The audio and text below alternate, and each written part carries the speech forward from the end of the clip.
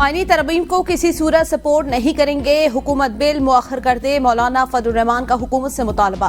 इस्लामाबाद में press conference करते हुए कहा, इस्लामाबाद में शंघाई ताउन तंजीम का इजलास चल रहा है, कॉन्फ्रेंस तक हमें अपने इख्तिलाफात भुला देने चाहिए, हुकूमत जिम्मेदाराना रवैया अपनाए, यकजहती का माहौल पैदा करना चाहिए, ये बिल काबिल कबूल नहीं, इसको कबूल किया जाए।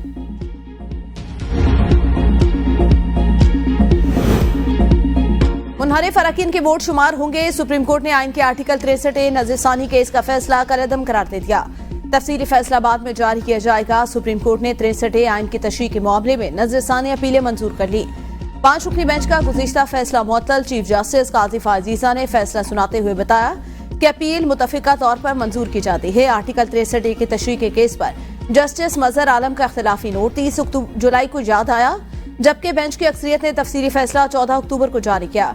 जस्टिस मजहर आलम को अपनी जिम्मेदारियों का एहसास था। चीफ जस्टिस काजी फाजीजा ने रिमार्क्स दिए, सियासी जमातें जज या चीफ जस्टिस के मातहत नहीं होती। जज कौन होता है कहने वाला कोई रुकन मुनहरिफ हुआ, ये जमात के सरबराह का इख्तियार है। कोई आइन या सजाए मौत से नाखुश हो सकता है, लेकिन अमल दरामद करने के सब पाबंद होते हैं। क्या कोई जज हल्फ उठाकर कह सकता है आइन के शिक से खुश नहीं?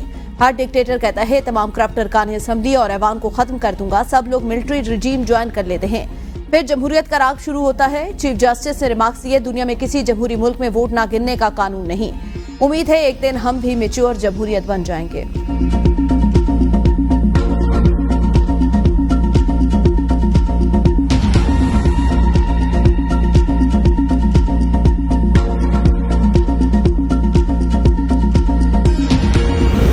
तहरीक इंसाफ का आर्टिकल 63A नज़रसानी केस की समाअत का बाइकआउट, अपनी दरख्वास्त वापस ले ली। बैरिस्टर अली जफर बोले, बानी पीटीआई की हिदायत है, बेंच की तश्कील गैर आईनी, इस बेंच के सामने कार्रवाई जारी नहीं रख सकते। हुकूमत आपके लिए आईनी तरमीम और जुडिशियल पैकेज ला रही है।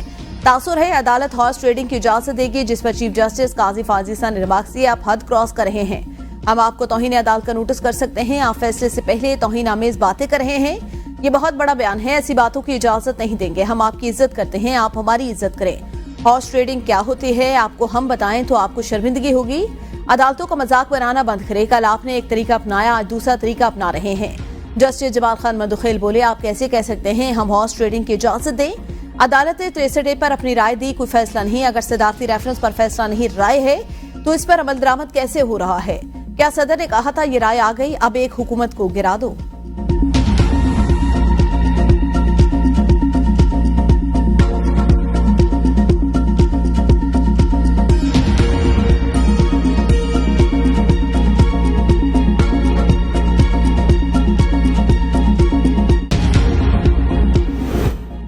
Chief election commissioner Sikandar Sultan Raja की ताउनाती के खिलाफ दायर दरख्वास्त खारिज। चीफ जस्टिस आमिर फारूक ने दरख्वास्त काबिल समाअत करार दे दी।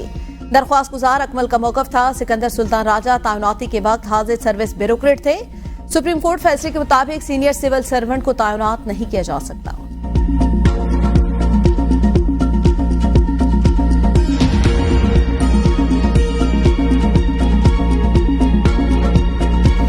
सियासत नफरत में तब्दील, इससे मुल्क का नुकसान हो रहा है। Chairman peoples party Bilawal Bhutto Zardari की हाफिज नईम के हमरा प्रेस कॉन्फ्रेंस, कहा सियासी जमातें एक दूसरे से हाथ मिलाने के लिए तैयार नहीं, हमें आपस के इख्तिलाफात बुलाकर मुल्क की बेहतरी के लिए एक पेज पर आना चाहिए।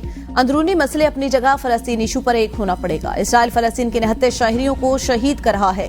फलस्तीन इशू पर वज़ीर आज़म से बात करूंगा, हम फलस्तीनी भाइयों के साथ खड़े हैं, तनहा नहीं छोड़ेंगे।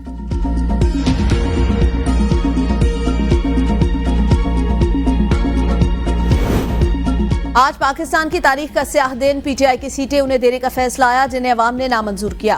पीटीआई रहनुमा सलमान अकरम राजा की मीडिया से गुफ्तगू, कहा आज के बाद आईनी तरमीम हो जाती है तो जो कुछ मुल्क के साथ हो रहा है सब आईनी होगा। नेशनल सिक्योरिटी रिपेयर के नाम पर आज तक इस मुल्क में लोगों को उठाया जाएगा।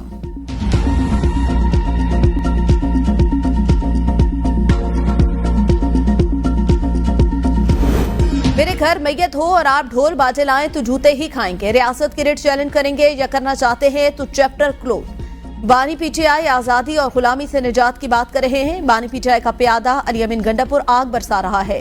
साबिक विफाकी वजीर फैसल वावडा की प्रेस कॉन्फ्रेंस, कहा बानी को सबसे पहले परेशानी है मेरे इक्तदार की लाशें गिरा दो, मुल्क में सरमाकारी आ रही है। पीटीआई वालों ने लाशें गिराने की तैयारी कर रखी है। गंडापुर एक प्यादा है, उसके पीछे एक कहानी चल रही है। फैसल वावडा कहते हैं मुल्क की तरक्की को कोई नहीं रोक सकता, ये एहतजाज करके मुल्क में इंतशार पैदा करना चाहते हैं।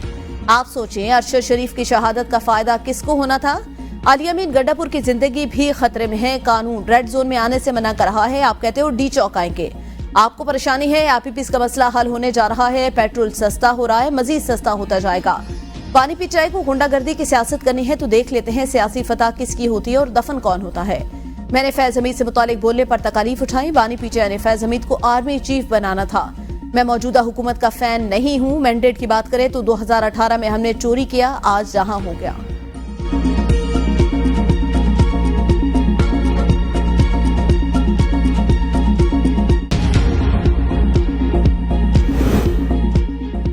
इस्लामाबाद के तीनों वकला तंजीमों का तरामीम रोकने का मज़ाहमत का ऐलान। इस्लामाबाद हाईकोर्ट डिस्ट्रिक्ट और इस्लामाबाद बार काउंसिल के सदूर ने तरामीम को बदरियती पर मबनी करार दे दिया। अलीम अब्बासी बोले, ऐसी तरामीम लाई जा रही हैं जिनकी मिसाल आमरियत में भी नहीं मिलती।